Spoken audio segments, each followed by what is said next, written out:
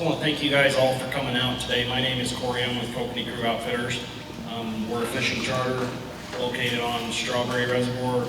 We also do Deer Creek, Jordan Rock, Breeze Canyon, and Fish Lake. That's just a little bit about me. I'm not going to be doing the seminar today. Mark's going to share a lot of that information, and then we're going to have Wes Pierce with the division here talking about strawberry as well.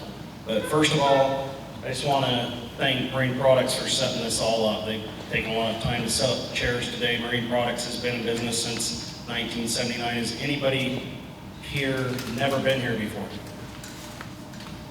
How many of you have been here before? Wow, that's impressive. Okay, so a lot of you know Marine Products. You know what they're about, who they are. They are the new Duckworth dealer. So Duckworths are amazing boats. You see that 28-foot offshore right there. They've had some 24-foot Pacific Navigators in here. I think they have some Discoveries that are going to start coming in here soon. And also the Alumacraft, which are, for what we do, the Duckworth and the Alumacraft are great fishing boats. So take a look at those today. I know they don't have a lot of the Duckworths in, but he does have some QR codes back there with the Duckworth models that you guys can take a look at. And the Alumacrafts, you probably got some more in the back as well, right, Vern? Okay. And then also, if you're looking at buying some electronics or tackle, you guys got to know Marine Products has everything. They don't just sell surf boats and boats. They have a service department back here if you need electronics installed. They do all that. They also carry all the electronics, the best electronics out there. They have tackle. They have anything to service your boats if you want to do it yourself. All your safety equipment, your parts. They pretty much, it's a one-stop place to get all your boat stuff.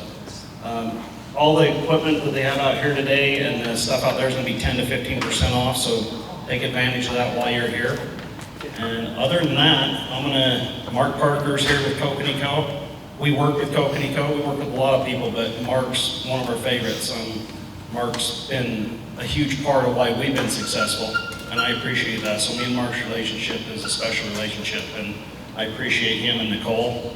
They've been great to us and our family. So without further ado, we'll have Mark come up here and share his presentation, and then after we'll have a short break while we transfer information, and we'll have Wes Pierce. I do appreciate him showing up today too. It's awesome to have this state out to talk to us a little bit more about strawberry and Kokanee. So here we go, Mark. All right, thanks, Mark.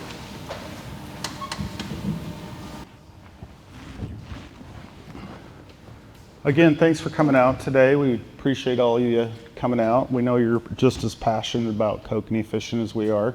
I just want to do a quick intro for you guys that are new to the Kokanee Co. brand. We started back in 2018. Our family has a background in manufacturing coatings and leans, so we decided, can we build a better quality fishing product? We do understand, and we get that if you pay $5 for a squid, it better catch fish and it better last. After 2 seasons of testing, we found the best hooks were the VMC hooks, followed up by the Seaguar fluorocarbon and the 15-pound. A lot of guys will tell you, well, Kokanee aren't worried about the leader, but I'm here to tell you that fluorocarbon does make a difference. The next was Dodger styles and patterns. We tested for quite some time with our pro staff, Taylor, Corey, we've got several of them, to come up with the most effective patterns. And it's being passionate about our gear. We love what we do. It's a labor of love, and we do believe that every Kokanee counts, getting it into the net, getting it from point A to point B, getting it in your boat, getting your value for those lures that you've paid for. So, do you want to click us, Cole? Okay, so we're going to start off, we're going to talk about how to locate Kokanee. First, we need to discuss bathymetric maps. Does everybody have maps on their fish finders?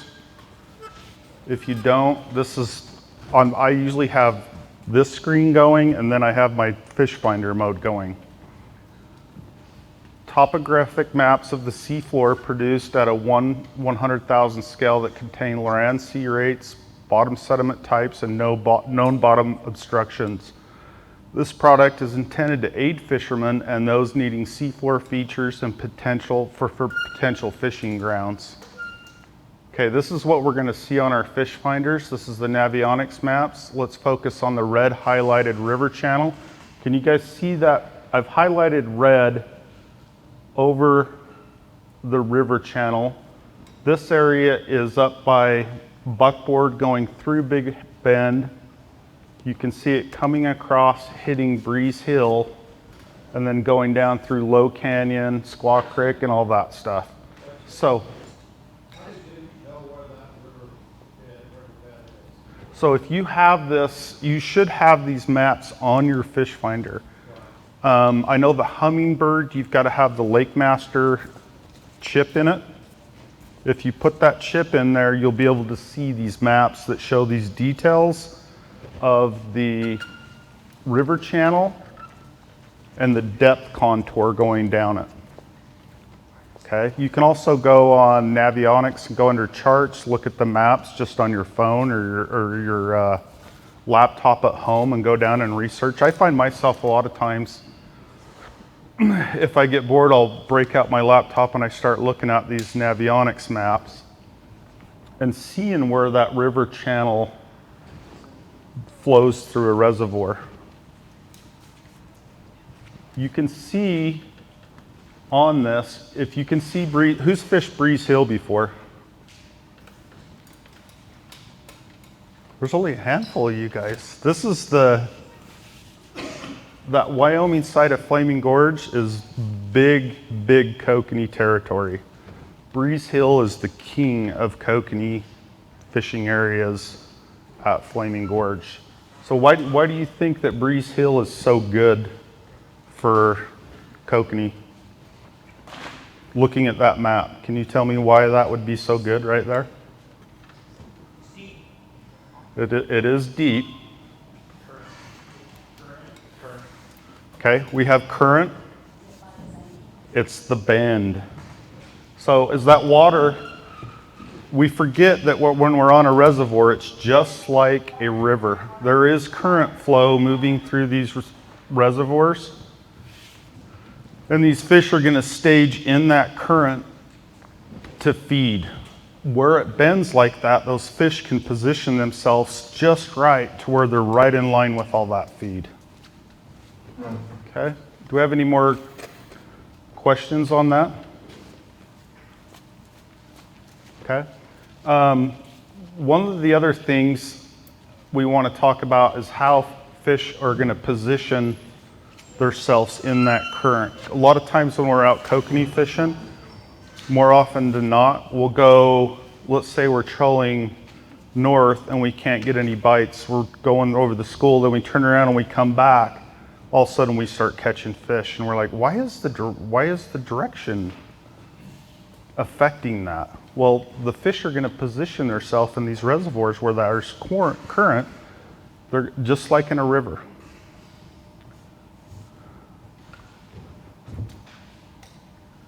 So they'll position themselves head first into the current. Just as a stream, kokanee will likely be head first into the current. This is why at times, like we talked about, they'll be directional when you're catching them. Fishing maps with barometric maps and locating old river channels are key. Any questions on that?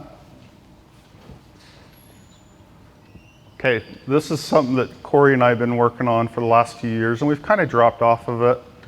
But where can we find kokanee quick? Most kokanee are introduced at boat ramps.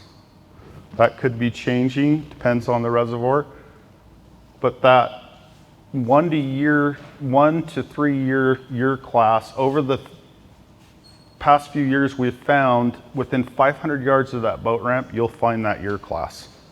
They'll hang out right there. I went to Flaming Gorge, every reservoir I've fished, Flaming Gorge, Strawberry, Soldier Creek, Jordanelle, usually that boat ramp that they plant them off, within 500 yards you'll find that school out there and they'll hold there, especially early in the year.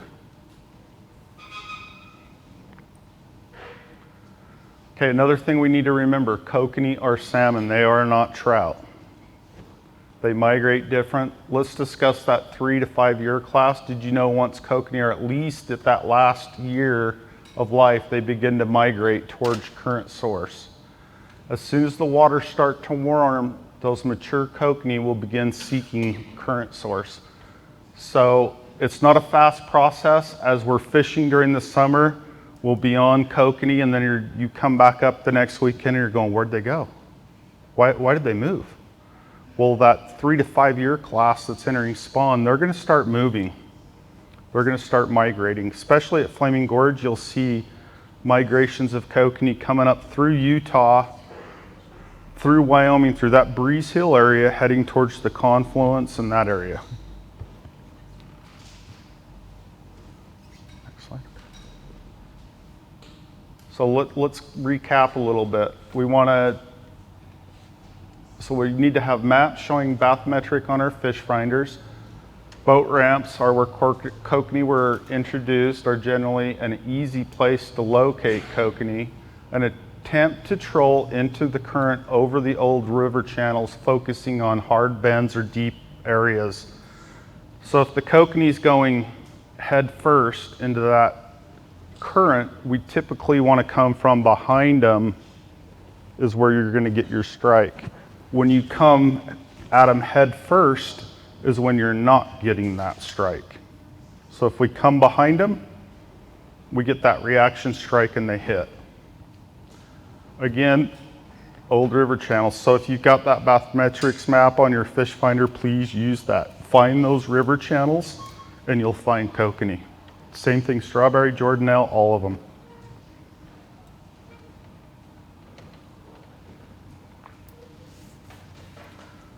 Trolling tactics. We call it the hour of power or the power hour. Be on the water and running gear far before daylight. So before that sun even peaks up, you're at your fishing hole, you've marked fish, you've got gear going down. Never troll in an absolute straight line. Keep your gear in a micro weave pattern, which will speed up and slow down that gear. Our number one pet peeve is watching others troll through a school we are focused on. They catch and they keep trolling off. You never see them again, and you think, I wonder if they did any good the rest of the day because there's a bunch of kokanee right here. Stay on those fish, circle back through that school and keep hitting them over and over and over until you get your limits. Attempt to circle the mark you made at your last catch. Trolling a figure 8 is also effective through them. Try to go through that, doing that figure 8, getting reaction strikes. Last but least, do not drop gear unless you're marking fish, period. Don't go out there and just start trolling. Hey, there's some kokanee. No, drive around, check your marks that you've got from previous times in there. See if there's fish there. If there's no fish there, keep looking. Do not put your downriggers down. Don't even attempt to fish until you see good numbers of kokanee down there. Oh, go ahead, sorry. Quick question. So on that point, why is that? Because I've been marking fish, not necessarily schools of kokanee, and I dropped a couple rods back, and within a couple of minutes, I mean, we had 2 kokanee in the boat. So we weren't marking them on the fish finder, and we sent them back probably 100, 115. So you're probably fishing Jordanelle? No, that was in Strawberry. Was it? Okay. So there are times when the fish are shallow that we can't see them on our fish finders. So if we're in a known location like that, and they're like this time of year, you could find fish from 0 to 15 feet, and you won't be able to see them. Unless you're running a life scope or something like that, and you can see out in front of the boat and see those shallow fish. This is the first year ever that we actually, Corey's had so much success using the live scope this year, we decided to put one on our new boat, and we're running it off of our bow mount. I don't use the bow mount for propulsion. I use my kicker with a Garmin reactor, but I'll use that life scope on my Garmin Krakener on the bow, and I'll use it like as a power pole to look out in front of the boat to try and catch those shallow fish. But he does bring up a good point. If you're in a known good area and you're not seeing fish, are they shallow? It's something we forget about. Are they really down there? Because these cones coming off of our transducers on the back of our boat are super narrow, and if they're in that 15-foot range under our boat, it's hard to catch them in that cone. So thank you for that. That's a good suggestion. Any other questions?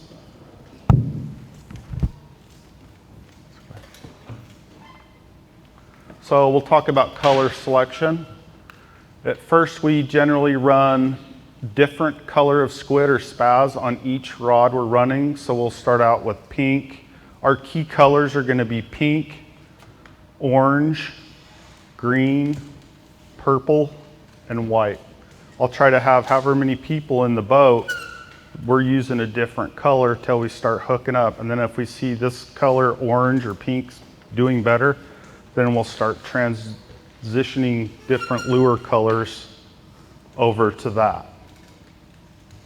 Always tip our spaz or squids with either Berkeley maggots or sheephead corn in your favorite flavor or color. A lot of guys they've got different recipes. We've got a few pro staff here today that you can hit up. Taylor's here, Corey. I know Corey likes maggots, but some of the other guys swear by corn, and it does make a difference on days.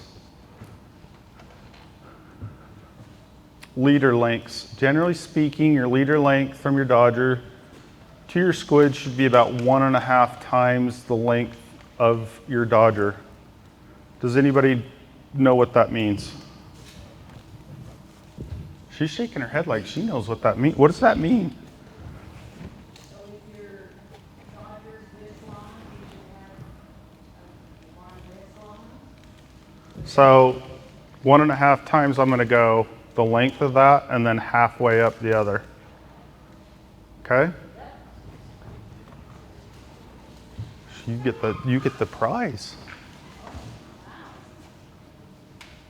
So another thing we're just going to talk about really quick. We're going to talk about leader lengths for a minute.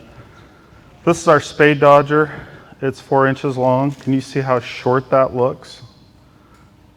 And at times you look at that and you're like, God, he's got that way short. That's perfect right there. If I want more action, I'm not afraid I'll shorten it up even more there. Okay? One of the other things I want to talk about, and Corey actually brought this up to me last fall, he's like, hey, I love the coast lock swivels. Does anybody know how a coast lock swivel works?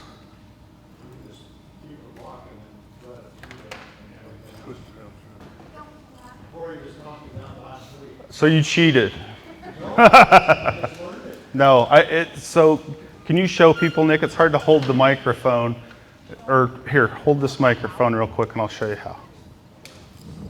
So you can you've got your loop here where it's going over the swivel. I can just take that I don't ever have to open that swivel. It'll come right around for me, come off, or I can.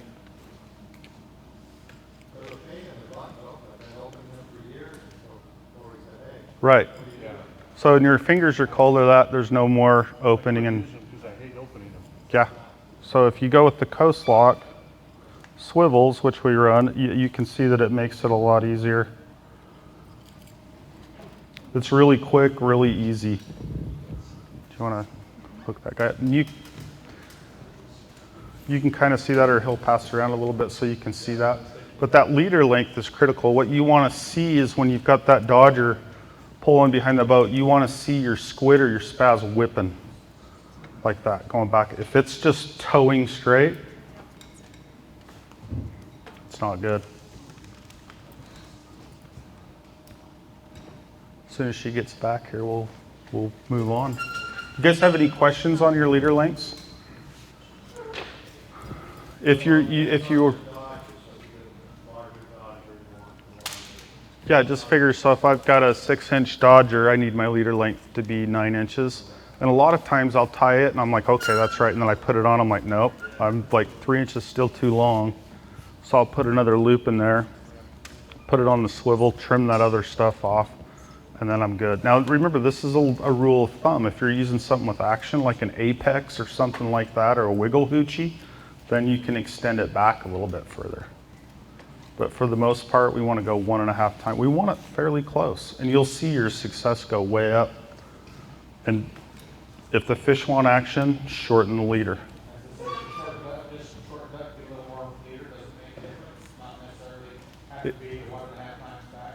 No, you can go further. I've seen guys take those spade dodgers early in the year at Flaming Gorge, and they're running a spaz like 2 inches behind it. And it's just a whipping back there. But those cokes will come right up, they'll come right up into it.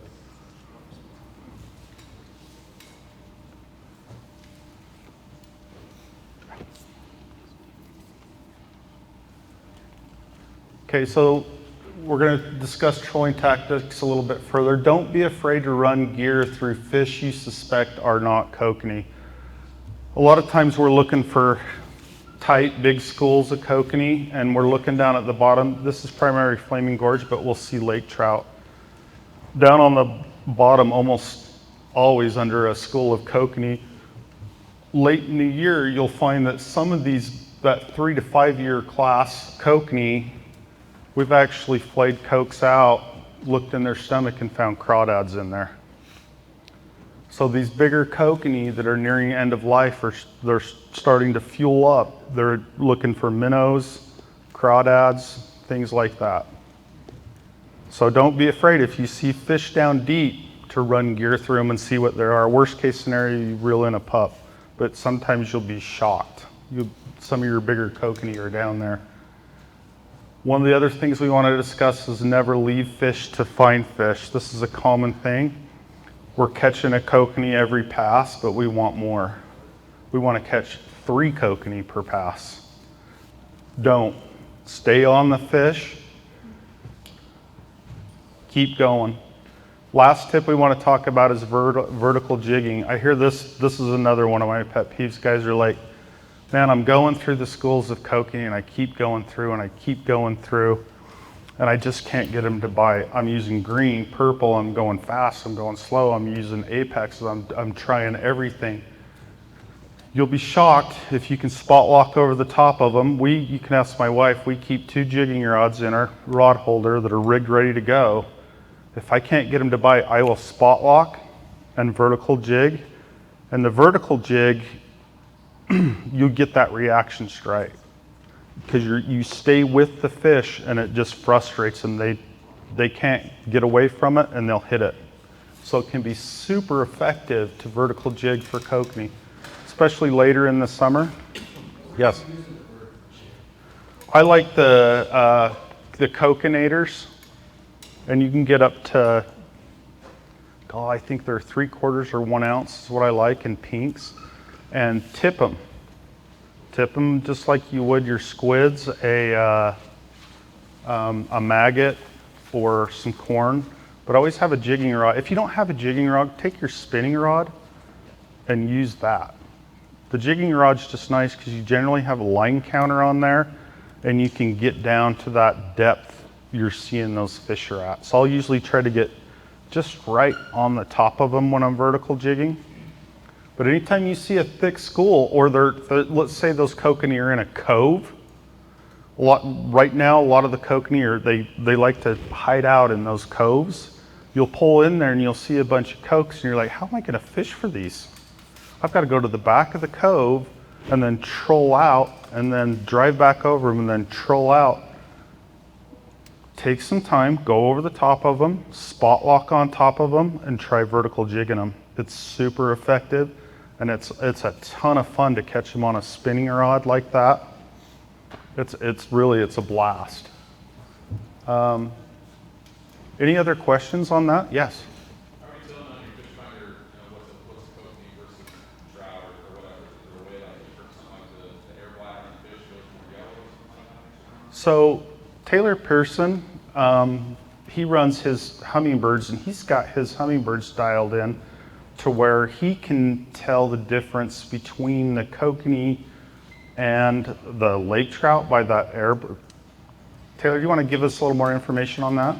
Yeah, so on my hummingbirds, the way I have my oxygen settings set up, like you said, the oxygen bladder is bigger than kokanee. So on my screen, they appear yellow and orange. Whereas my trout species pull up green and blue. So that's how I can tell. And typically, I'll have it in a school. It'll be a big ball of just orange and yellow, and then normally like cutthroat stuff, strawberry, it's just green and blue marks, just kind of scattered. So you can adjust your hummingbirds, plus and minus, adjust the frequency, and it picks up that oxygen. And you'll notice the bottom of the lake change colors too. If it's sandy or rocky, you'll see the oxygen. So you can adjust the frequency on those hummingbirds to pick up different fish.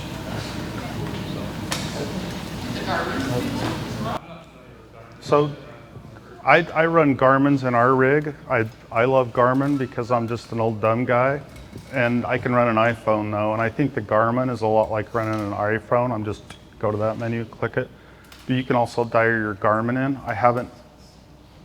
The new boat I've got right now, I haven't dialed it in yet to that point, but the one thing I would tell all of you, don't be afraid to get on your fish finders, and when you're out there fishing, play around with it. Play with the frequency, the degree of range that you're looking at. You can play around with the sensitivity on it. That's what Taylor's done, is he's played with that sensitivity till he can change that color of the fish, right? To where it's green or red or yellow, and he's dialed it in to where he can tell the difference between them. So don't be afraid to play around with that stuff. The newer Garmin's, there's so many different features, and the Garmin has a ton of YouTube videos that are really technical you can get on there and watch, and it'll teach you. There's some amazing stuff on there. It's super cool. So take some time, jump on, look at some of these YouTube videos on that. Even hummingbirds the same way. I think that for the most part, the average guy is using about 25% of his fish finder's capability. We turn it on and we go fishing, right? We're just looking for fish.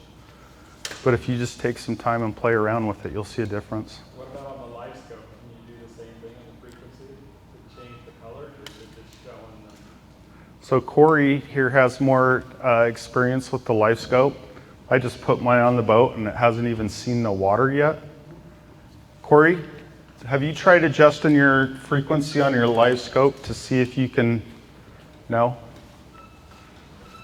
I have not.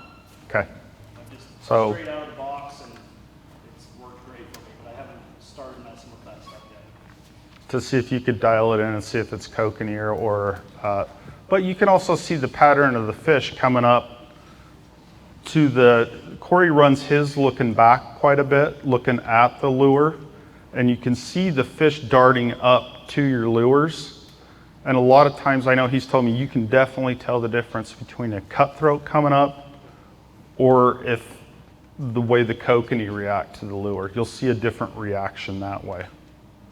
So, and live scope is a little bit newer to us kokanee fishermen, so we're all learning on it. Maybe next year we can do a live scope type demonstration after we've got a year of data and see how it worked. My big thing for the live scope is to run it looking forward of the boat to see if I can see those schools of shallower kokanee out there in front of me and try to direct my boat. I know Corey's told me this year, earlier, probably a month ago, up at Jordanelle, he says, Mark, you're not gonna believe it. If I put it forward, I'm at Jordanelle, I see kokanee out in front of me. I'm just running my bow mount. I'm not running my kicker. I'm in stealth mode, right? Because I know they're shallow.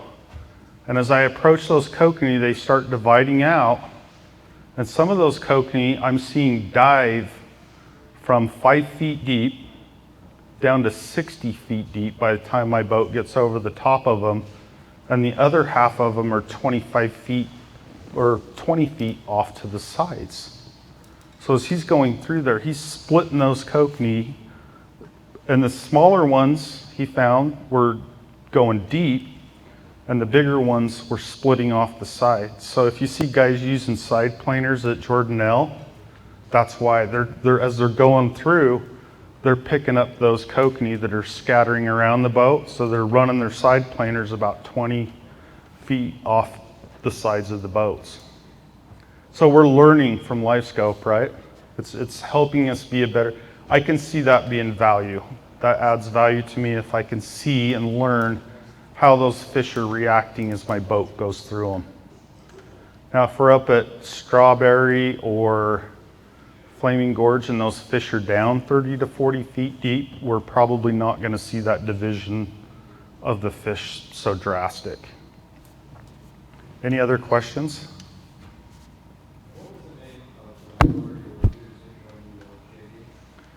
We like the Kokanators. And then GSO out of Colorado also makes some kokanee jigging spoons. I like glow in the dark. Again, pinks, greens, purples. Come late July, September, as we start moving to the spawn and they really start schooling up. I've done really good at Soldier Creek jigging for cokes. You can get over the top of them and you'll be shocked. You'll see 11-foot thick mass of kokanee and you get right on top of them. If they're red, I'm letting them go. And they're a lot more vigorous during that stage. They're not so delicate. You're also playing with a mature kokanee, so it swims right back down. Any other questions? Are you tipping the jigs with a maggot again or corn? Yeah, definitely. They want that bait on there. Yep.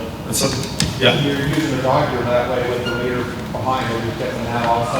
I always tip when I'm trolling, right, with my Dodgers, I've always got either the Berkeley pink maggots, some guys use the chartreuse ones, or the shoe peg corn. And there's a million different shoe peg corn recipes out there that guys are putting back in. Right when it came out and corn was legal to use again, we were putting the tuna fish oil in it with the corn, and that worked really good. Then we started putting the dyes in it, and the sky's the limit on corn. It'll be like a buffet in your boat. You take a black light out in your boat and you're seeing pink and green on the carpet, and your wife's mate, yeah. You can have some fun, and it's cheap bait, right? What is a can of chew peg? It'll probably last you all year long. Put it in the little plastic containers. When you start getting your flavors, throw it in the freezer. That way when you go fishing, you can get 4 or 5 different flavors. Throw them in and you're ready to go. Just makes it a little bit easier. Any other questions? Is that it? Yeah. Oh, okay. No more questions?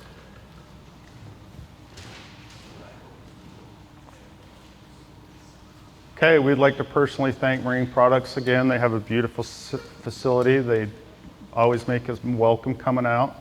I'm excited to hear from Mr. Pierce on the strawberry information. He's the biologist. He's probably looking at me going, what is this guy talking about kokanee? He lives kokanee, right? So we want to welcome him. Can we all give Wes a hand?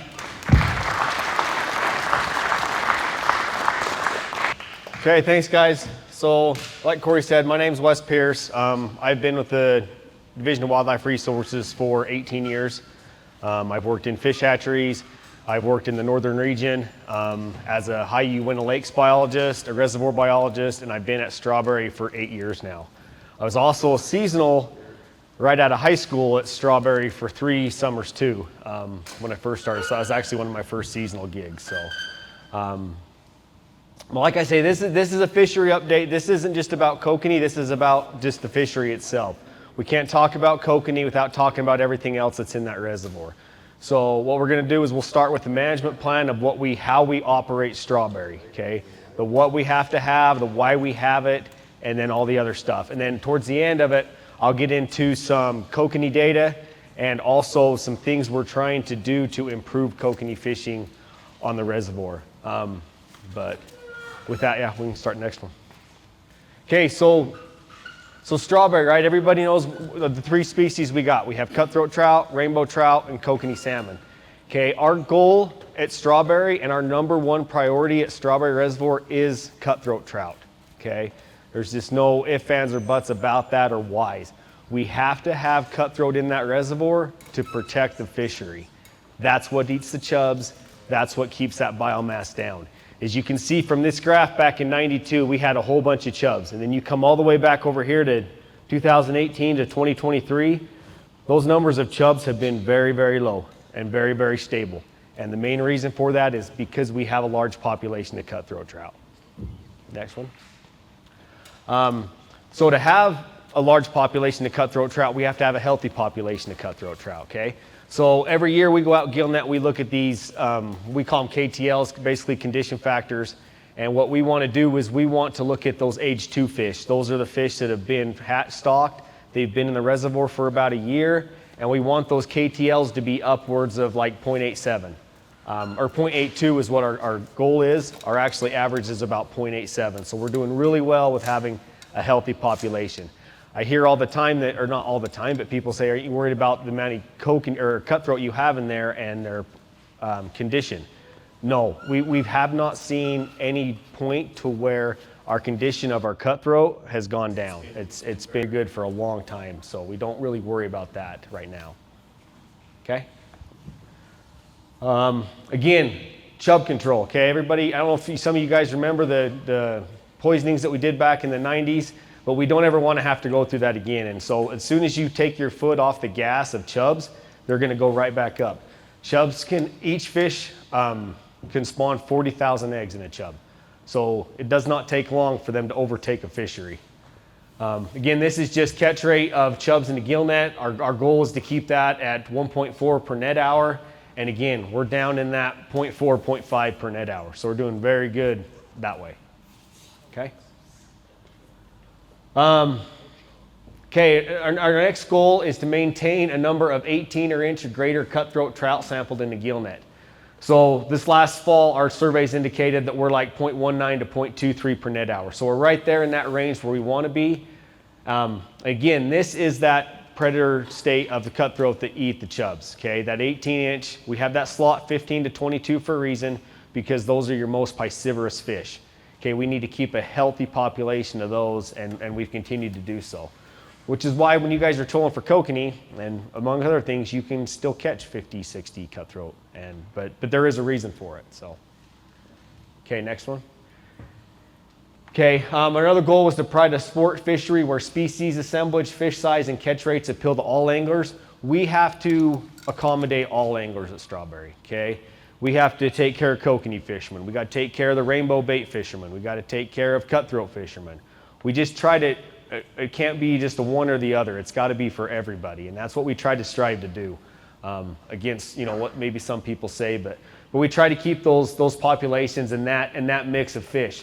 So in 2021, when we were actually doing this management plan, we actually put out a fish survey. That it was just, I don't know if you guys have ever taken one of the statewide ones, but this one was actually specific to Strawberry. And we asked people, what fish assemblages do you guys want to see in Strawberry? And the top 3 that came back in this order were cutthroat trout, cutthroat trout, rainbow trout, kokanee, okay? They're all very close, but that's the 3. And when asked if we want to see another species in there, the answer was largely no. And the only one that ever popped up was maybe putting tiger trout in there that maybe somebody wanted to see. But again, it was very low number. So to us, that means when people are fishing Strawberry, they're pretty happy with this fish assemblage, and that's what we're trying to manage for. Next. Okay, so looking at rainbow, so we've moved off of cutthroat, right? Cutthroat are our bread and butter of Strawberry. We got to have them. Rainbows are our next thing we got to have. People like to harvest rainbows. You can harvest 4 rainbows on Strawberry, okay? But what we've been trying to do is actually get that catch rate up for rainbows. You can see back in 2016, it was pretty low, okay? At that time of the, or in those years, we were stocking about a 7 to 8 inch rainbow trout. In 2017 and 18, we did a big study on survival. This included for cutthroat, rainbows, kokanee. And we found that actually stocking a 10-inch fish would avoid the predation. So you can see in 2019 and 2020 is when we made that shift to stocking a 10-inch rainbow. And you can see every year we've been, slowly creeping up. So hopefully if you guys have fished strawberry and fished for rainbows, you've actually noticed that increase in rainbow catch. But we've noticed it in our gill nets, in our sampling. So hopefully we can keep that trend up. We're still not where we need to be, where anglers want us to be, at that between 0.18 and 0.25. We've still got a ways to go on that, but we're trying. So next. Okay, kokanee. So again, we try to manage kokanee too. And so what we do is this is looking at catch rates for a July creel. So if you guys ever heard of a creel survey, which is a year-long creel survey, we can only do those every 5 years. So we did one in 2016, 21, and I think we'll do one in 25 if we get funding to do it. And this is where we actually look at the number of fish caught and number of angler hours and all that information. We can start on January 1st, and we end clear on December 31st. And we take 10 to 15 sample dates per month, count anglers at different times, ask them different questions, and stuff like that. It's a big undertaking. I actually have to hire another person just to do this. But what we do on our own budget and me and Alan's own time and sending our seasonals out is we go and we pull a summer creel. This is typically in July. We've kind of shifted it to like mid-June to mid-July. This is kind of just a snapshot of what's happening with kokanee anglers. We try to go out, try to interview anglers, do the counts again. Yeah. One reading that chart right in 2018 and 19, the catch rate, I think that's what the other side is. Yep. Massive, and now we're down to a very, very small. Yep. And why is that? I'll get into some of that. Okay. Okay, yeah. So like I say, we take a snapshot of that, right? And so this is what this graph represents. So you'll see in 2018, 2019, huge numbers of kokanee, right? What also happened in 2018? Kokanee fishing got super popular, right? The reason for that is everybody that went to strawberry during those 2 years, if you were trolling for cutthroat, it did not matter what you were fishing for, you could catch a kokanee, okay? We had very high populations of kokanee at that time. And a lot of that had to do with natural reproduction, which I'll get into some of this and you'll kind of see throughout that thing. But yeah, 2018, 2019, massive population of kokanee. What's happened since then is 2020 and 2021, we've had some severe drought conditions, which caused a lot of our natural reproduction to tank. And that's where, I'll get into some of this too, but 50% of our population at strawberry comes from natural recruitment, not just stocking. 50%. So when you lose that, I'll get into stock numbers too in a little bit. You're good. It's all coming. But if you have any more questions after, please ask. But yeah, so we try to do this every July. Yes, last year kokanee fishing, we didn't get the samples we wanted. I think it was a little bit higher than that, but maybe it wasn't. But it was better in 2022 according to our surveys. Talking to anglers, I would say 2023 was better than 2022. Again, this is just a random data, spot that we're taking and interviewing anglers. So, okay, next one. Okay, so maintaining average size of rainbows. Again, we want to keep those rainbows large. 15 is kind of our mark to keep those rainbows in, and you can see from pretty much from 2022, 2023, we've kind of met that objective, and that's with stocking those larger rainbows. It actually allows more fish to get into that next age class and get bigger. Another reason that we struggle with rainbows too is because we don't have a restrictive harvest on them, okay? Anybody that catches rainbows can haul them out of there just as fast as we can put them in. And that's typically what happens at strawberry is they don't make it past 2 years old. They get put in a reservoir. We stock half of our rainbow quota in the summer and half of it in the fall. And so our plan is those ones that get stocked in the late spring, early summer, our hope is they get harvested, and then we'll put some in late October. And our hope is that they can survive over the winter. Well, they do survive over the winter, but they're not getting harvested by anglers.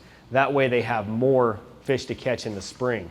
Because otherwise, if we stocked them all at one time, it's amazing how many rainbows get hauled out of that place. And it's just as fast as we stock them. But anglers don't want to see a restriction that way on rainbows, so that's just how we manage.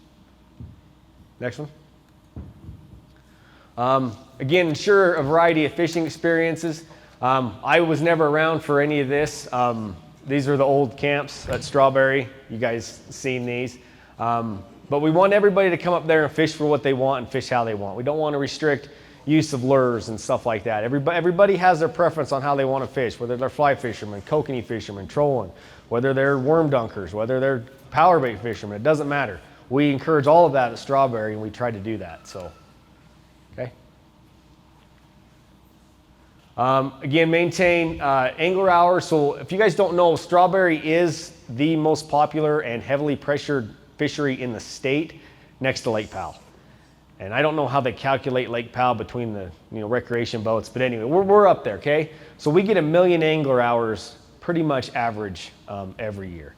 That's pretty much, and that's more than, if you look at Jordanelle angling hours, I think Tyler did a survey last year, it's like 20,000. I mean, that's the difference between Strawberry and Jordanelle. And even in Bear Lake, I mean, you're talking 10 to 15,000 angler hours. So it's a very popular fishery. We want to maintain those angler hours, and we also want to maintain angler hours in the wintertime too, so ice anglers. We try to strive for about 150,000 of those. Again, this is angler hours. This is our July krill again. So we're getting angler counts doing this. Again, we can't do those krill surveys every year because they're so expensive. But so you can see in July, this is what it kind of looks like. 2017, again, that goes a lot of that 2017, 2018, that goes back to the good kokanee fishing too. Had a lot more anglers out there fishing. I don't know if you guys remember some of those years, but it was bumper boats a lot of the times in the middle of the week. But next one. Again, so fisheries isn't the only thing we do. I mean, we do fisheries, manage fish populations, but I also do a lot of stream restoration habitat work, okay? We do a lot of upgrades to our habitat for natural recruitment. We don't rely all on hatcheries to stock our fish. We look at different opportunities. In Strawberry, we opened up a few of our streams last year to fishing. They were used to be cut off during the fall for kokanee spawn. We realized we didn't really need to do that because we're not protecting the kokanee then. So we just try to look for those opportunities for other anglers. Enhanced non-angling fishery opportunities again. Kokanee days. Have you guys all been up to kokanee days in September? You've seen the mass of people that we get up there. Not everybody fishes. People come up just to see the kokanee. So we try to do a lot of that. I'm starting to do more of these things. I was really grateful for Corey reaching out to us to come here and do this because typically I present all this data to angler groups. I present it to the UAC. I present it to the Strawberry Anglers Association and the Bonneville Fly Fishermen. That's a really great opportunity to do that, but those guys see that data every year. They see this information every year, so they get it, they understand it. So it's nice to come out and do this for people that I don't see, that hasn't really seen our data before, and just let them get an understanding of what we do for the fishery. Again, talked about just different types of methods. Try to get as many people up there as we can, all the time doing different things. Not all fishing's for everybody, different ways. A lot of guys like kokanee fishing out. It's gotten quite popular. But we still have a large amount of people up there that will just sit on the bank and throw worms and power bait. And again, we try to appease everybody. Okay, improve natural recruitment of cutthroat. This is kind of a big goal for us. So like I said, so cutthroat trout, right? We stock cutthroat trout. Around probably 15 to 30% of our population in the reservoir of cutthroat trout is from natural recruitment. Okay, those are not stocked fish. They're naturally recruited. When you start talking kokanee, that can range anywhere from 45 to 55%, okay, comes from natural recruitment. So in some years, we can actually have more natural recruitment of kokanee in our reservoir than we did from stocking. And you can tell that changes a lot of how kokanee fishing is from year to year. If you have, basically let's just take it easy, 100,000 fish, and if 50% of those are from natural recruitment, you don't have that 1 year, you're automatically down half your population, okay? And it does. In kokanee, you know, typically a 4-year fish, so they die. I mean, you can't rely on that every year, so you have to have those other younger year classes coming up. And if you lost one of those year classes from some of the stuff I'm going to talk about in a minute, like drought, it really affects your population, and it affects it all the way through. I mean, if you lost them at year 1, okay, then year 2 you don't have very many, then you add in the other factors of predation and this and that and this. By the time those fish are the 4-year-old fish that you want to catch, there's not that many of them, right? So there's just a lot of factors in that. It's just not cut and dry. We don't have a lot of kokanee. You have to look at what happened 3 years ago, what happened 4 years ago, what happened last year. There's just a lot of variables that we have to look at when we talk about managing fisheries. So again, this is just to maintain an average recruitment of 0.33 fish, 0.003 fish per net hour. When I'm talking about net hours, I'm talking about how long a gill net's set in the water. So we sample everything using gill nets, basically, is how we get everything. If you guys don't know what our gill nets are, they're basically 100 feet long, 20 foot deep mesh nets that catch your fish. We'll put those in the afternoon, and we'll pick them up in the morning. So they'll fish from anywhere from 15 to 18 hours. And so when I say net hour, that's how long that net was sitting in the water catching fish. So that's where we get a lot of our data from. Again, kokanee is maintained a 0.15 natural recruitment. You can see what happened in 2021, okay? We lost pretty much a whole year class of natural recruited kokanee, okay? And the reason for this in 2021 is we lost a tributary, one of the main tributaries in Strawberry. It just dried up. First time ever we'd ever seen it. First time Alan had ever seen it. Roger had never seen it before. In the spring of 2020 and then into 2021, Indian Creek on that south end of the reservoir was completely dry. After runoff, it lasted until May. So a lot of those fish that were the year before didn't even get to be able to make it out into the reservoir because they got stranded behind beaver dams that never got washed out.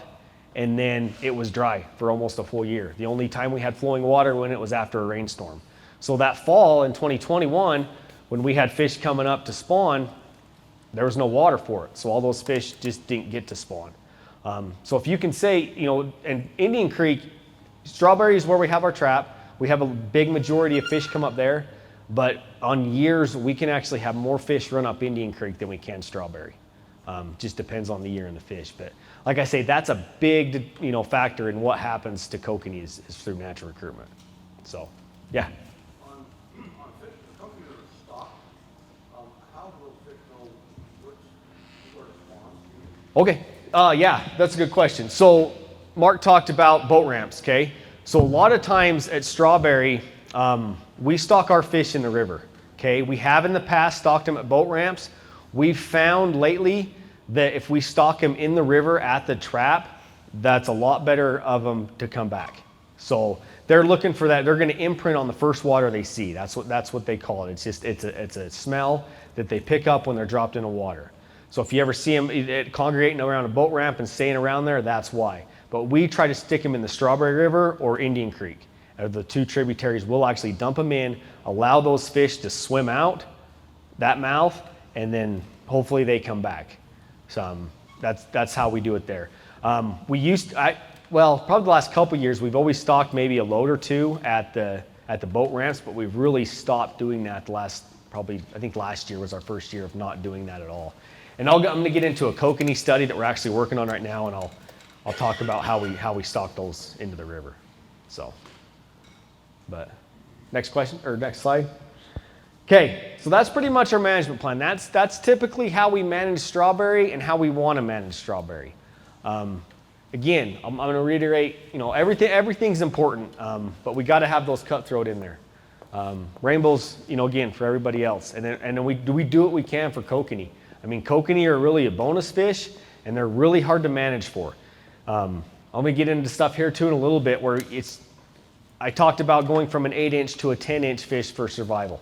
There's nothing we can really do as far as along those lines to help kokanee. I can't just throw kokanee at a problem and stock more and automatically make it more kokanee in the reservoir. They don't work like that. They're just a little different. But this is what's stocked into Strawberry River on a yearly basis. Okay, so this is every year stocking. Okay, we stock 400,000 kokanee from the hatcheries. Okay, these are typically from Midway Hatchery. We spray mark these fish, and the next one's going to be cutthroat. So we stock about 250,000 cutthroat, and they're 9.6 inches. They would be 10, but the timing of them doesn't allow it. It's closed to visitors, but it's not closed, yeah. A lot of reasons, security, just manpower, running things. If you ever call a hatchery, they will give you a tour. Yep. Yeah, if you ever called over there and said, I want to come see a tour, bring kids over, they'll accommodate you. Yep. So, Camas is another one. I used to work at Camas Hatchery. They have tours for Memorial Day. If you ever want to see how a fish hatchery works, it's pretty cool to go up there and see those. So, again, so 250,000 cutthroat and 288,000 rainbows. So you remember that graph I showed you guys about our cutthroat that were like in that 0.18 to 0.19, you know, that higher end range. So once we hit that threshold, I don't want to go over that threshold. That's the most kokanee or cutthroat I need to suppress the chub population. Okay, so we've modeled that. We found out if we can keep that in that range, that means I have enough cutthroat in the system to do what they need to do. Okay, so when I hit that threshold, I can say, okay, maybe we back off a little bit on cutthroat and we stock more rainbows. Okay, so that's kind of what we're doing here. It used to be flip-flop between rainbows and cutthroat, but we've hit that threshold where we can stock more rainbows than cutthroat and maintain that population. So there's a lot of that management that goes on behind the scenes of why you see these stock numbers. The kokanee numbers, you'll see some graphs here in a little bit. Kokanee 400,000, that's a lot. But then you figure out your natural recruitment, you know, it can be tremendously high. The gorge, I think, gets around 700,000 kokanee stocked in the hatchery. I'm not sure what his natural recruitment is, but yeah. So that's where we are for stocking. Okay. So some of you guys have seen this data. This is our trap data. Okay, so this goes clear back to 91. I'm missing 2018. I can't find my papers. I'm going to blame my seasonal, but that number's probably right here. Okay, it's high. Okay, so what we've seen again is this right here. But again, what happened here in these years was that year of natural recruitment, okay, that we lost. What that affecting is right here. Okay, again, we can't just look at a year. We have to go back several years of what happened in the system, okay? So this is our average, and you can see last year was not the worst year. 2022, 2012, 2017, 2004, 2001, 2000. We had low numbers in the trap, okay? But what happens is kokanee and salmon populations, they do this. They're always doing this, okay? And a lot of that has to do with being relied on natural recruitment. Next slide. Okay, so this is that same graph, okay? It's just in pink now. I don't know why it changed colors on me. But this right here, that green line is the number of fish we stocked, okay? So we stocked these fish at 3 inches. Now, I know some of you are going to say, well, why don't you stock them at 9 inches? Why don't you stock them at 10 inches, okay? The reason we don't do that and the reason we stock them at 3 inches has mostly to do with the fact that we can't get them to transfer to feed from a hatchery. If you keep kokanee in a hatchery too long, they have a hard time going from that fish food, that diet into a natural diet of zooplankton. Okay, they just don't do it well. Colorado did a study, I think back in the 90s, that actually showed the smaller you stock kokanee, and I'm talking like hatch out fry, they survive better. They just, for some reason, that's one fish that just because you have it, in the system, in the hatchery longer, making it bigger, does not necessarily mean you're going to have more fish. The other thing is, stocking 400,000 fish of kokanee does not take up a lot of room in a fish hatchery. Okay, you can put those pretty much in one raceway and they don't take up a lot of room. But what I want to point out with this graph is, so you can see the high numbers we stocked clear back in 2000, okay? So say we stocked 900,000, which is on that graph up there. What happens the next 3-4 years? Nothing, okay? That just went right back down. So I'm saying, when we manage kokanee, it's not just a matter of let's just stock some more fish in the system and see what happens. It just does not translate, okay? There's just a lot of variables that go into it. So you can stock a whole bunch of fish, but that doesn't necessarily mean 4 years later you're going to get a whole bunch of fish back in the trap. And this is kind of what this graph shows. Otherwise, it would just, flow evenly. But you can see the last, 5-10 years, we've been pretty stable on what we've stocked. Last year was a little lower again because we didn't get the eggs we needed, but this year we've actually got our full quota, so it'll be right back up. The other thing you see a lot of ups and downs. Strawberry and Flaming Gorge and Electric Lake, were the only ones that had kokanee 10, 15 years ago. Now everybody has kokanee. So we also supply eggs for the entire state, so yeah. I was just wondering, with stocking the fish that small, doesn't the predator rate go way up and most of them eat? Not most of them. I got a graph for that too. So yeah. But yeah, I can't remember where it was. Anyway, but yeah, this is showing that. This is showing that. But next slide. Okay, so this is just showing salmon populations are known to fluctuate. Okay, these are just looking at some population data from Chinook and chum and sockeye salmon. Again, around the world, kokanees up, down, up, down, up, down. It's just natural ebbs and flows of those kind of populations. Okay. Okay, kokanee netting. These are gill nets. So this is looking at kokanee. So we gill net in the fall. It's usually the second week of October. So a lot of the fish we catch for kokanee are red. When we're catching those next to the shore. We don't count those in this graph. This is only looking at silver kokanee in the fall. So this would be basically 1, 2, and 3 year olds. Okay, this isn't. So you can see 2019, 2020. Lots of 2 and 3 year olds. We did not, and a lot of that population was older. Okay, those were a lot of 3 year olds. I did not catch a lot of those young of a year fish. Okay, so what happens 2021? We don't catch a lot. 2022, catch a few more. 2023, last year, we actually picked up twice as many fish as we did the year before. Yeah. So is this predictive, meaning that's going to go up this year? This is not predictive. I'll get into some predictions. We try to guess, yes, but you can see, but that's what I want to show with that other graph is you can see trends, right? So you can say, oh, it's went down, but it's starting to go up, and maybe it's going to go up for a couple years, but then something might happen and they might drop down. It's really hard to gauge and guess what kokanee are going to do, but I'm encouraged that last year, and so this group of fish right here, it was a lot of 3 year olds, so the fish that are going to be 4 this year. But we also caught a lot of smaller fish. So maybe not this year, but we caught more fish that you're going to see next year for fishing. So it's kind of encouraging for a couple years down the road that we've seen 3 different age classes in that group of fish. And we've seen more of the second, the age 2 group. So, 2025 might be even better than 2024.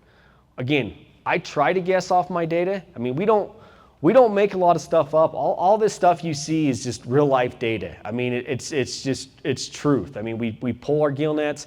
This is how you manage fisheries and how you have to look at stuff. I mean, it's all a guessing game. Everything's underwater. This isn't going out counting deer. I mean, it's hard, and trying to appease everybody makes it even harder. But again, so you can see the trend though. Maybe we're going up. Maybe 2024 will be awesome this fall. We'll see. I'll come here with another one that's even higher. So, okay, next one. Okay, so this is cutthroat diet. So this gets into the predation stuff. Yes, big fish eat little fish. There's no doubt about it. But what you're going to be looking at is stock timing too, and I'll get into some of that too. But this is cutthroat diet. Okay, this is our main predator, and this is our main predator in the system. Okay, this is from a study that I did in 2017 and 2018. This is looking at fish that are 5 years and older. Okay, both these, 2017 and 2018. Okay, this is the list of stuff that was found in their stomachs. Okay, I have bird, mammals, just debris. Rainbows eat a lot of debris, cigarette butts, whatever. Rainbow trout, kokanee, cutthroat, chubs, invertebrates and crayfish, and zooplankton. Now I will say to Mark's comment, I personally have never seen anything but one midge or one cron mid in a kokanee stomach. Everything else I've ever opened up is zooplankton, but I don't doubt it for a second that those bigger guys will go down there and eat crayfish. But you can see the majority of these cutthroat diet is invertebrate crayfish. Okay, that's the pink. What I want to point your questions to is those green circles right there. Okay, that's when we found the kokanee predation. Okay, those are kokanee being preyed upon. But what's interesting about this is there's no doubt that predation does play a role in that. But what is kind of cool, I guess cool as a fisheries biologist, it's really seasonal. Okay, they're not preying upon them all year long. They're hitting them in 2017. They hit them in September, and not huge numbers. 2018 a little more, but they hit them in July. But I guess my point is we stock them in the spring. We're not picking them up in stomachs constantly. It's certain times a year that they get preyed upon. So if they can get through that gauntlet of just, that one time a year that they're getting preyed upon, they can survive. So, but again, the other thing we look at too is like chubs. We talked about cutthroat being important. Chubs. They eat chubs year round. Okay, that's the difference. They're easier to get, and yeah. We also like to stock kokanee in the spring. A lot of times these bigger fish are starting to come in to the shore or up the rivers to spawn these cutthroat. So we're hoping that we can, when they're switching out, we can avoid that predation of the cutthroat on them too. But we just thought it was really interesting that it's just certain times of years that we're picking up. And this is gillnet data, literally from after ice off all the way through November. We were gillnetting every week and doing these data, and this is probably off of, I think, upwards of 4,500 cutthroat trout stomachs that I opened up and looked at. So it's pretty cool data. But the other thing to note from this is you can see cutthroat eat everything. They are an opportunistic feeder. Like, they're just not chubs, they're just not fish, they're just not invertebrates. Whatever's available, they will eat. So, okay, next one. Okay, so here we go into my predictions, right? Okay, you guys know what hydroacoustics are? It's a big old fancy word for fish finder, but we run hydroacoustics every year. Don't get hung up on the numbers of my kokanee population estimates. You need to look more at the trends. But 2018, 2019, 2020 had a whole bunch of kokanee. Okay, again, I'll reiterate,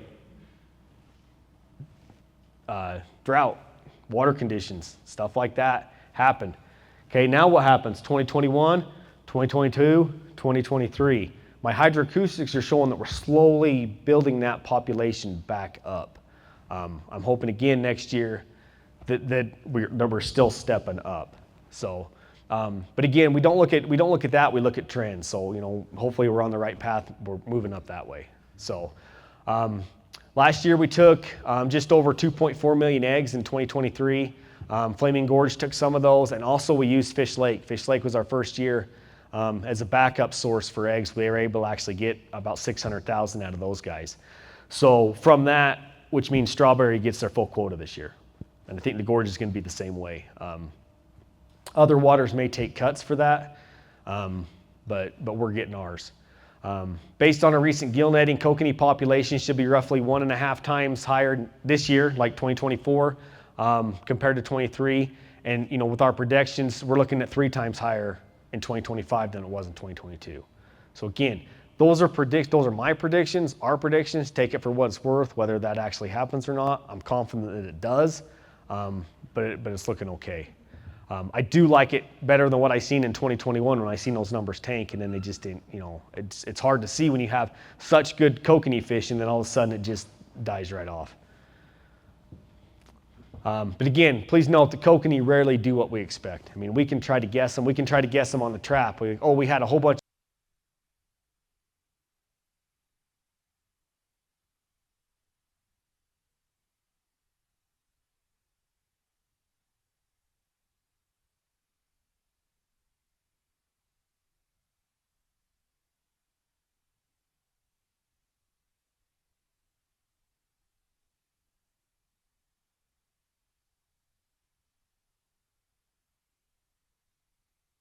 reservoir this year. Coke fishing was good. We're going to have a whole bunch in the trap. Doesn't really, come forth. Again, 2023 fishing on Strawberry, I did okay for Kokanee. I know the guys were down a little bit, but I did okay. Not as good as years past, so I thought, oh, maybe we're going to have a bunch of fish in the trap. Again, just didn't work out. So we try to do all that. So, okay, next one. Okay, so Kokanee, survival study. So what are we doing right now to help that situation? So typically right now is we stock our Kokanee right at ISOF right now. Okay, so if those of you who don't know, Strawberry is open. You can launch a boat right now. Pretty much happened the last 2 days. So we've actually stocked one group of fish in the river. But so typically what we do is we stock them in the spring, right? We stock our whole 400,000 inch quota. They go out to the reservoir, they swim around, they come in, they do it. The one thing we've noticed is when we actually, we track populations of zooplankton too, which is their main, diet. We'll go out and we'll do zooplankton tows, okay, which involves going out on the boat. We have 4 or 5 different set locations on a reservoir. We'll drop a net down, we'll pull it up, it filters all the water out, and it filters the, excuse me, it filters the zooplankton. And then what I do is I put that zooplankton under a microscope and I count it. Okay, I count how many there are per liter, and then I count what species they are. Okay, so we get a volume measure of how many there is. What we've noticed is that time of year, that is the lowest population of zooplankton in the reservoir. It's still high, but it's not anywhere near where it's, when they bloom. It's because everything, ice is coming off, water's kind of dead, all those zooplankton are just waiting to bloom again. So what we would want to do with this Kokanee study is we did it last year and we're doing it again this year. And if we need to, we'll do it again next year. But what we do is we took those Kokanee and we broke them into 3 equal groups. Okay, the first group we marked with OTC, which is a tetracycline, which is an antibiotic that actually dyes their backbone. Okay, we mix it in with the feed of those fish, feed it to them, it marks them. Okay, marks their bone. We used to use it quite a bit, but they've kind of got away from it because it develops a tolerance to diseases in the hatchery, so we don't use it very often. But anyway, so what we do in February is we'll go out here in the river. This is right next to the visitor center at Strawberry, and we'll cut a hole in the ice. Okay, that ice, that water right there is probably that deep.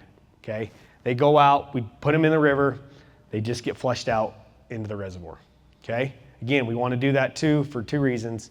One, that's the only place I'm gonna drill a hole in the ice because it's not as deep as the lake. But then we can keep the study the same. We can, make that repetitious. The second group, which we're actually going to stock next week, normalized conditions, okay? Ice off, we're going to stock them.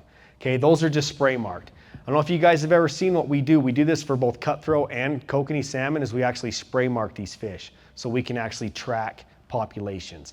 We can actually track age classes. So we have 3 different colors, and I have a video on here in a minute. I hope it shows it. But we spray it, and what it is basically a dyed plastic. It's basically the same plastic like playground material's made out of. And what it does is we shoot it in there with a high pressure spray nozzle. And what it does is it embeds underneath the scales, okay? And so when we gill net these fish, we can actually take them and we can hold them under a black light in a room, and we can say, okay, that one's green. We stock that this way. We stock these ones, we have a green, a red, and an orange. So we can look under a black light, and so for 3 years we can mark those fish, or we can see those fish. And that mark will last as long as that cutthroat lives. I mean, last year we had some 9, 10-year-old cutthroat that we were catching. We could still see marks on them. It's kind of hard to know how old that fish is unless you pull otoliths, but you're trying to guess, based on length. But when you get only 3 colors, it's, you can see it gets kind of compounded. But we do that for cutthroat every year. We've also started doing that with Kokanee too. The problem with Kokanee is we do it at 3 inches, they grow, but when Kokanee spawn, they absorb those scales, and what happens is we actually lose a lot of those marks when they turn red. So a lot of this study that we're doing is looking at silver Kokanee, not so much red Kokanee. If we're spraying those Kokanee, we want to see it on the red ones, we've got to hit their head or something, because once they lose those scales, that mark just sloughs right off. Question? Yeah? Is that food grade plastic you're using? No. It's under the scales. Skin, huh? It's under the, yep, it's right underneath that skin. or that scale. Yeah, it doesn't penetrate into the skin or into the meat. Like you can take it and you can rub it off. Okay, so the third group. So we'll stock those in a couple weeks after I verified that the zooplankton bloom has happened. So we've got most of our zooplankton up. They have a lot of food to eat, and we'll stock the other third group there. Okay, next slide. Okay, so this is spray marking right here. Okay, so it's just a powder. We mix it with water, and we just put these fish. So these are kokanee that we did last week at Midway. Okay, you're just putting those in a tray, and you're spraying them. If you go to the next one and click on that, hopefully that video works.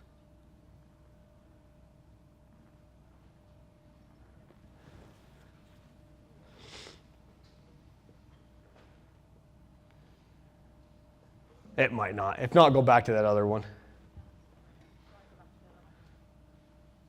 It worked on my computer, but it might not transfer that one. But anyway, so we're standing over it right here. You can see that nozzle in the top corner. We're basically just standing over those fish and spraying them, okay? Again, that just embeds underneath that skin. Everything else sloughs off and just goes down into the septic. Through the hatchery, it does paint the water, red or orange or whatever color we're doing. But this is a pretty common way of marking fish. You can tell, when we're talking about, we mark 300,000 fish. I can't stick a Floy tag in 300,000 fish. I don't have that kind of money. I don't have that kind of time. Like, this is a fast way to mark 300,000 fish, to be able to track populations. And we do this for cutthroat and kokanee both. We're probably one of the only reservoirs biologists that do this.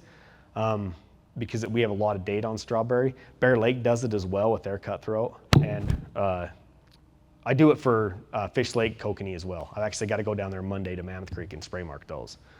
But anyway, so that's the study we're looking at. And what we're doing is we're trying to capture these fish as they go through the years and see which fish survive the best, okay? So when we get all this data compiled and looked at and gill netted and done, we can say, all right, survival on this group was X%, this one was X%, and this was X%. So if we need to shift our stocking regime to fit whatever method that worked best, we're gonna do that. So, it's just increasing those odds of those fish, surviving. So if we need to go later in the summer, or, I'm talking June, we'll wait till June. If we need to stock them all under the ice, we'll stock them under the ice. So, we've just got kind of complacent on how we stock fish and when we stock fish, but it wasn't until we noticed that zooplankton, and again, this is going into more monitoring stuff. You're monitoring water quality and you're trying to find those things and tie them to fish survival and all that kind of stuff. So it wasn't until that we realized maybe we should be looking at timing of kokanee spawning or stocking. Okay, next one. So those fish were spawned in October, and they are 3 inches by now. So whatever that is, 6, 7, 8 months. So that's how long they are. When we're talking cutthroat, like to get to that 9.5 inches, they're in there almost a year, maybe a little bit more depending on the hatchery. So they've got to feed them a long time. So, which makes it nice for kokanee, because they don't have to feed them that long. They don't take up a lot of room in the hatchery. There's not a lot of hatcheries that can raise kokanee, successfully. We have a couple, so they get tied up in like White Rocks or Mammoth Creek or Midway. Camas can't raise them just because of water temperatures and stuff like that. So we have to put them in certain places to be able to do it. Yeah. But like I say, so I hope that was informative for everybody. Like I say, we're open. Like if anybody wants to come talk to us about fish stuff, about strawberry, I hate seeing stuff on Facebook and Instagram and just this information that people just spout off, and it's like, man, that's just not true. Like, come talk to us. Like, there's my contact information, my phone number. Like, I give it to anybody. Like, I don't care. Like, you got a question on cutthroat, you got a question on kokanee, you got a question on cutthroat, you want to know something, call us. We're very transparent that way. We don't try to hide anything. We're completely honest. This is the data I work off. This is how I manage strawberry, and this is why I manage strawberry with what species we have. So, yeah. I was here late. I don't know if this has been answered, but what kind of upper end size class kokanee or strawberry right now? Like size-wise? Like you're looking, honestly, the biggest one I've seen come through the trap you're looking anywhere from 24 to 27. Like I've seen fish that big come up through the trap. I'm looking for a 4-pounder this year. Yeah. I keep getting 3s out of Georgia. So, I want a big one. yeah. So the other thing I should mention too is one thing we've noticed with kokanee is when you start getting into those bigger fish, like those 26, 27, 28s, we've opened those up and we've actually realized that those fish are sterile. They can't reproduce. There's something, genetically wrong with their gonads that will not allow them to spawn. They're either separated, they're missing, stuff like that. So what that does is we've actually pulled an otolith on those and aged those, and some of those that we've actually found to be 5, 6, 7-year-old fish. So those fish are actually staying in that reservoir longer, but they'll actually go through that transformation. We've actually caught one that was a 6-year-old that had turned red, but it was in November, but it wasn't all the way done. And again, it was a sterile fish. So we've realized that they're just staying in that reservoir longer, getting bigger. So I think that's where a lot of your bigger ones come from. They're actually sterile versus actually a 4-year-old fish that's just had that much food in them. And so when it's a state record, I'd love to see the next state record and open it up and see. Now I was catching 12-inchers that had eggs, that were developing eggs. Yeah, and you'll have fish spawn that are 2-year-olds. I mean, it's just the development of the fish. We have fish come up the trap that are this big, and they're 2-year-olds. And they were stocked last year because I can still see a mark on them. So again, it's just up to the fish. Yeah. Is there any reason why certain reservoirs don't have kokanee or specific numbers like Jordanelle or like a Strawberry or? A lot of it has to do with just the management of the water itself. You look at a place like Strawberry, it's very productive, super productive place. It can sustain all those species. When you're talking about lower end reservoirs, we have a lot of reservoir drawdown, like say Jordanelle, Rockport. A lot of that stuff will affect the fishery itself. And a lot of times depth, water temperatures, stuff like that where it doesn't quite stratify good enough. Those fish like cold, deep water. And if they don't have that ability to get to that cold water late in the summer, you can see fish die-offs. So a lot of that plays into a fact of why certain waters have kokanee and some don't. Yeah. Have you seen any threats to the zoo placement or ebbs and flow of that over the years? No, it's mostly just seasonal. I've never noticed. I mean, we'll have a die-off once in a while, but it's not really, again, when I say die-off at Strawberry, a lot different than a die-off in another reservoir because it's just, I mean, we have so much that it's just, but no, it's mostly just seasonal is what I see. Yeah. Any update on that walleye that was caught? No, the only walleye we've seen is that one.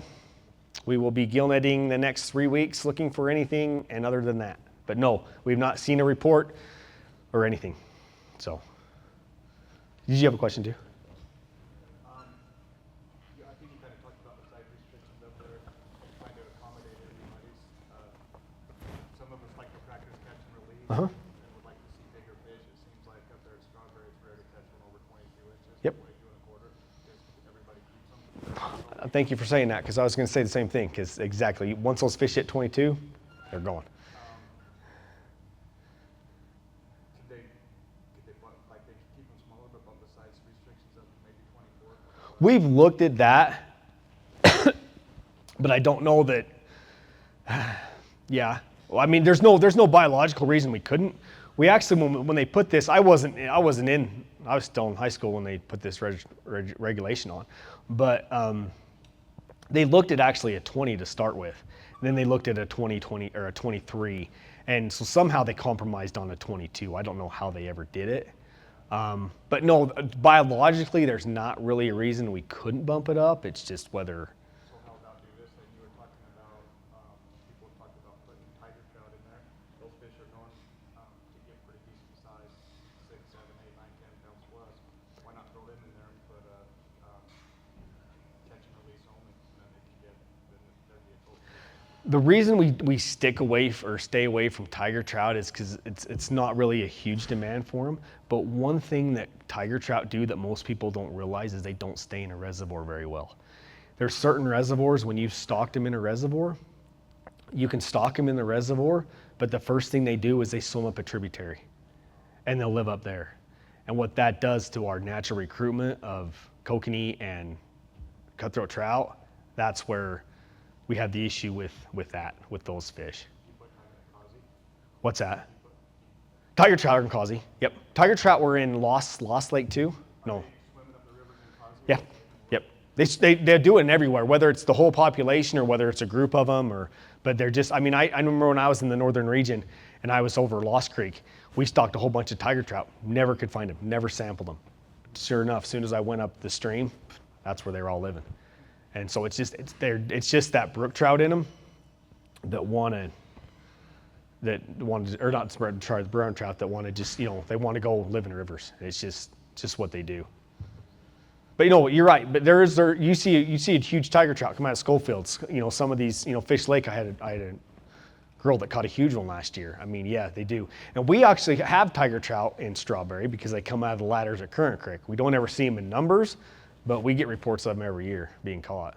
So, but again, they only come in this big, and I've never seen anything bigger than that either. So, when I think of cut bow, I think of actually Henry's Lake in Wyoming or Idaho. They actually stock a cut throw. Those guys actually make a cut bow and stock it in Henry's Lake. So, but yes, there could be naturally in there, but again, it's going to be a very, very small population of them. Last year I was up at Strawberry at the ladders, and there was the banks, and floating in the water were hundreds of dead chubs. I was wondering. Suckers. Suckers. Yep. So how did they target those things? I imagine somebody killed them. No, that was actually a natural die-off. So we had a fairly big population, and that'll happen in Utah suckers quite often. Is once you get a certain threshold of a larger population, you'll just have kind of a die-off, and that's kind of what we seen last year with those chubs. We got tons of reports. I mean, we got reports that they were carp. We got reports that they were brown trout. It's unbelievable what people don't know how to identify fish. But yeah, they were all suckers, and yes, and then that was just a natural process that those died off. Yeah. I think you guys are wasting your time trying to get rid of the carp in Utah Lake, just for the fact that you guys spent all this money on netting them, but as soon as you quit doing it for a couple of years, they spawn. Yeah, and that's the biggest problem is it's like, I can't say it's a waste of money, but it's like, you got to keep your foot on that pedal of everything. Like, and as soon as you pull it off, exactly, you've lost all that headway. So yeah, and if you don't have the funding types to keep doing that, yeah, when you're starting a project like that, it makes it hard to digest for sure. And that's when I go back to Strawberry talking about chubs. It's like, I hear it all the time. It's like, you guys got enough cutthroat in there, stop stocking them. No, I can't, because I gotta keep my foot on the pedal, because what's gonna happen is you'll see that graph that next year go right back up. And we seen it in like 2014, 2015 is when we had a low number of cutthroat population. Those chub numbers started creeping up.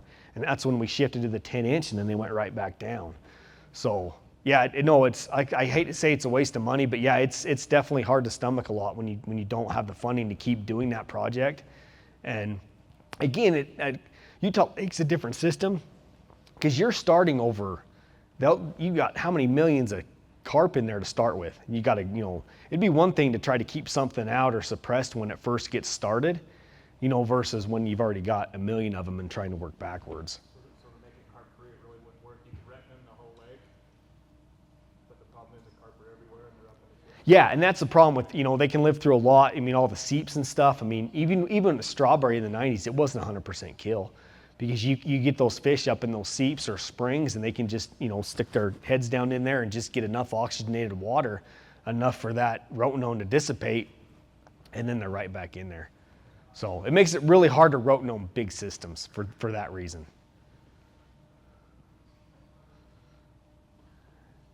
Any more questions? Okay. Yeah, Mark. Just real quick, so during the COVID years, and I think that was probably when those Kokanee populations were real coming through there. During those years, I noticed both Strawberry, Flaming Gorge, Soldier Creek, the fishing them, the guys out there, he could walk across boats. Oh, yes. So the DNR reported that fishing license sales went up 80% during those 3 years. Do you think that was some of the impact on that decline, was those 3 steady years of fishing? If you bring up the fishing pressure 80%, right? Yeah. It's got to knock down the population. Oh yeah, and you know, when you're talking kokanee too, you're talking guys, you're not releasing kokanee. You know, guys are taking, for the most part, guys are taking kokanee home. So yeah, there's a small percentage, not a small percentage, but yeah, it can, short answer is yes, absolutely it can affect that population. One of our krills started, I think in 2021, or maybe it was 26, I can't remember, one of those showed the anglers harvested around 50,000 kokanee salmon. I think that was in 2016. So per season. I mean, really from June to, so when you talk about 50,000, so if you go into 2020 and you've got X amount of more anglers and the fishing's that good, absolutely. But that's what I try to tell people too, is like when you're talking about kokanee are going to die. So if you catch that 3-4-year-old fish in the summer, and people are like, well, just turn it back. Well, it doesn't do you a lot of good to turn that fish back, because that fish is just going to spawn and die. So, but again, as long as I have enough fish to come up that trap to give me my recruitment that I need, which this year was, blowing, pretty close to that. But that's really what we want. So I've heard guys talking about, dropping the limit on kokanee and stuff like that. But we just haven't really had a stomach for that, because again, those fish are going to die and spawn. And so as long as we have enough to keep getting the eggs that we need, we're just going to keep going that way. So has the state looked at investing in increasing the hatcheries for the kokanee? Something kind of like Idaho. I don't know if you've looked at Idaho's, but they have a thing that's dedicated to the kokanee, a hatchery. That all they're producing is kokanee in there, so they're getting excess eggs. Can we trade and get eggs? We've actually traded, so we do quite a bit of that. Even this year, we got eggs out of Montana. So we'll do a lot of trading with Wyoming, Montana. We've actually, on surplus years, those like 2018, 2019, I shipped a bunch of eggs to New Mexico. So we trade eggs quite often between the states when we don't have enough. As far as extras, I mean, we're pretty tight on our quotas. They don't like to give more. And again, I go back to just because I stock more doesn't necessarily mean we're going to have more. So that's why we're going into the mode of, okay, with what we have, how can I improve that survival to make that even better? Well, so you're trying to manipulate Mother Nature. Yeah. By stocking, right? Yep. And we don't really know how that, well, you got fishing pressure, you got drought, you have on and on and on that's affecting those populations of kokanee. Yeah. There is no science, this is how it works. Yeah. Right? Yes. Yeah. There's not. I mean, it's not. I mean, it's like I say. It's every year's different. There's always other factor that happened this year but didn't happen last year. Wyoming actually is trying to put them in a fish hatchery, like actual brood stock of kokanee, and they actually had some success doing that. But from last I heard, it actually shifted their timing of the spawn from like, I want to say they started spawning in March, until they figured out like the photo period, that how many light hours and that's what really affects and drives fish spawning. So they had to kind of figure that out, but I think that program is still going, and they got it tweaked now to where if they need extra eggs, they can go to their brood source and get eggs that way. We haven't looked at that because again, we're pretty tapped out on hatcheries. With the upcoming rebuild of LOA, it may shift some of that production, down there, and we have other stuff open up, but who knows?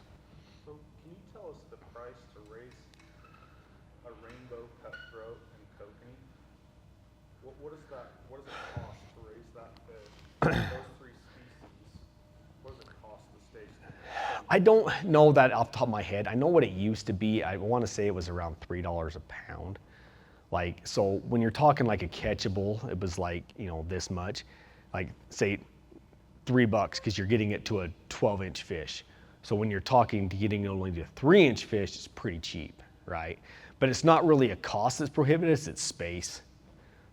And I really hate to answer that anymore because, man, it's been a long time since I've known what that price actually is. But I could find out and email that to you. So how can we help as anglers to come up with something that, like an extra run for kokanee, right?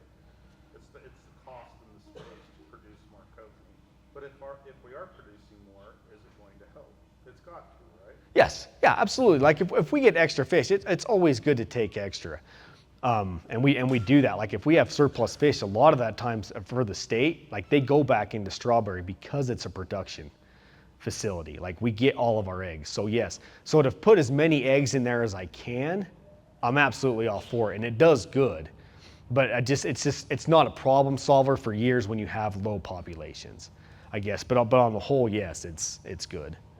Yeah, long term, yes. And I'll always take extra fish. Like if they called me yesterday and said, hey, X amount of hatcheries got 200,000 extra fish, Kokanee, do you want them? I would never say no to that. I'd be like, yeah, bring them up.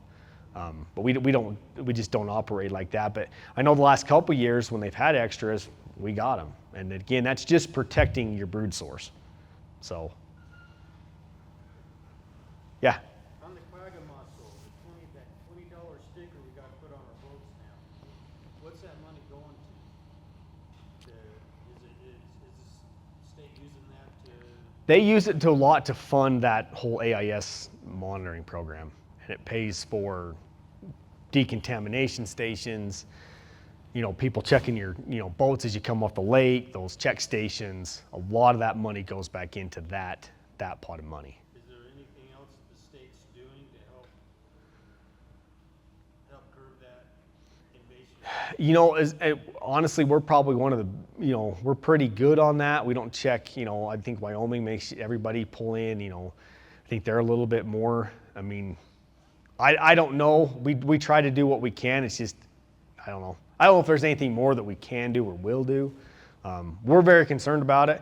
I'm really glad we have that, stop at Daniels Port. I wish it was open 24/7. But my other issue now is with that Sheep Creek Road coming up over Spanish Fork, that's open. There's also nobody on that side monitoring AIS coming in. So, I mean, granted, they're getting checked coming out of Lake Powell, but who's to say they're not going to come up Lake Powell, come over Sheep Creek, right into Renegade. So, I mean, that's another one of our big concerns there. And we've actually been working with the AIS guy to see if we can't get something more over there, because I don't know if you guys remember that parking lot before they opened that Sheep Creek Road. I mean, there was 3-4 trucks over there at most. Now it's almost as full as a Strawberry one on a normal day. So, yeah. Do you know what the issue was last year for getting the fish cleaning station repaired and operational? At Strawberry? At the lodge? Yeah. I want to say they have 2 or 3 new ones that are on order. I think that was the last report I got from the Forest Service.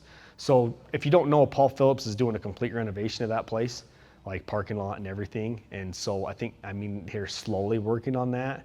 But I know all that stuff is on the docket with the Forest Service to be replaced and upgraded. So I don't know when that is happening. I know the fee structure at Strawberry is changing here shortly. I don't know if you guys have known that. I guess I could probably tell you that. Well, it's pretty much out there. So starting 2025 is, if you guys have seen our new boat ramp and stuff at Chicken Creek East parking lot. I got a divider dock going in there this spring. A lot of those areas like Chicken Creek East, Ladders, Mud Creek, all those other ones are going to be covered under a different pass. So if you have like the America the Beautiful Pass, the American Fork Pass, or Mirror Lake Highway, whatever that Forest Service pass is, you can actually launch your boats and get into those fee sites with that pass. The marina will still operate the same, but they've got those, they're called a RIA site, and they've got 4 or 5 more of those around the reservoir that'll all operate under that other pass if you guys have that. You're talking about the U.S. Forest Service Park Pass? Yep. Some of those, not the main marina, but like the other ones, like Chicken Creek East, those will all be operated under that. Oh, okay. And that's starting, I think, fall of 24. There's going to be a divider dock, one to tie your boat up. It's actually sitting there right now. I just had to wait for the snow to melt and go put it in, so I'll probably actually do that in the next couple weeks. Is there any free launch ramps at Strawberry? What's that? Is there any free launch ramps? No, because they're all day use sites. But again, if you have that pass, which gets you into everywhere on the Forest Service, you don't have to pay at those sites now if you have that pass. How much does that pass cost? I think it's $80. Is that lifetime? Okay. I haven't bought one for a while, but yeah.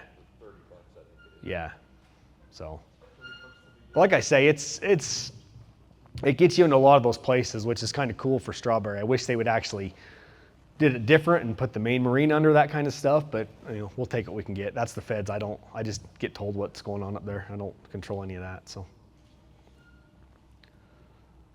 But, any more questions? Yeah. I always forget what the limit is, size of fish, or do you think that's gonna change anytime? It's not going to change. No. And I get that all the time too, is why don't you take the slot limit off again? And it goes back to what I showed you in protecting those fish. But it is 15 to 22 is that slot limit. You can keep 2 under 15 and 1 over 22. And then 4 rainbows or 4 kokanee. So, yep. Okay, like I say, guys, if you have any questions, like you want to take my number down, give me a call. If you have any, anything like that, please reach out. We're happy to answer any of that kind of stuff. Show you data. Between me and Alan, we have a ton more data than this. I mean, we could bore you for hours with fish data. I mean, we have a lot of it. We have trends. You notice a lot of our stuff goes back into the 90s. I mean, we have it for a long period of time. So we're actually, track it every year. So.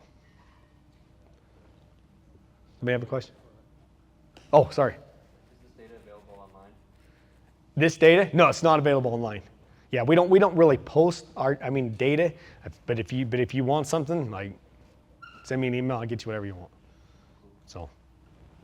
Is there anywhere online or anything that we can volunteer to do some of the gillnet with you guys? Yeah, so right now I actually have a thing out in May, starting the 6th for 3 weeks, that if you go to our dedicated hunter page, you don't have to be a dedicated hunter, but I have signups for gill netting for 3 weeks in May.